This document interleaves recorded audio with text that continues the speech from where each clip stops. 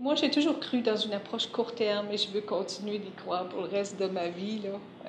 Je crois que l'être humain a un potentiel énorme de changement rapide. Vous savez, parfois les gens me disent, ouais, dans une rencontre avec IMO, on peut changer autant de choses que ça. Ça prend combien de temps, à votre avis, pour enregistrer un traumatisme?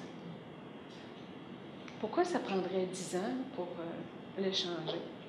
À partir du moment où on a compris quels sont les mécanismes à la base des enregistrements au niveau du cerveau reptilien, de l'hippocampe, comment on réactive l'amygdale, comment on implique ce que Daniel Goleman appelle le high road, c'est-à-dire le néocortex, les centres de décision au niveau du préfrontal, l'orbitofrontal.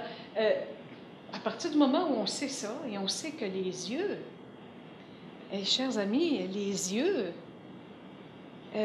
c'est probablement l'appareil le plus sophistiqué dans tout votre être. Par exemple, quel est le muscle le plus rapide de tout votre être? Celui qui a le plus d'innervation pour vraiment là, assurer votre survie, donc au niveau de la phylogénèse, du développement de l'espèce.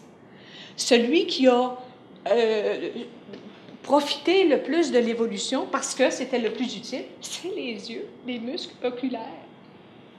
Alors, on peut travailler avec le petit génie là, hein, du néocortex, avec le langage.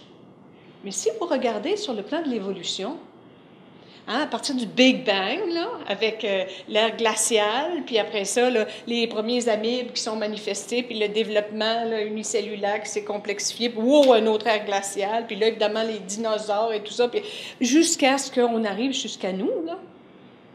Le langage verbal articulé qu'on utilise habituellement en intervention, c'est où là-dedans? Bien, c'est les 10 dernières minutes de l'évolution, là. Mais si vous regardez le visuel, c'est où là-dedans? Bien, ça, au petit minimum d'1 million d'années, là. Donc, notre cerveau est extrêmement complexifié par rapport à tout ce qui est information qui rentre au cerveau par les yeux.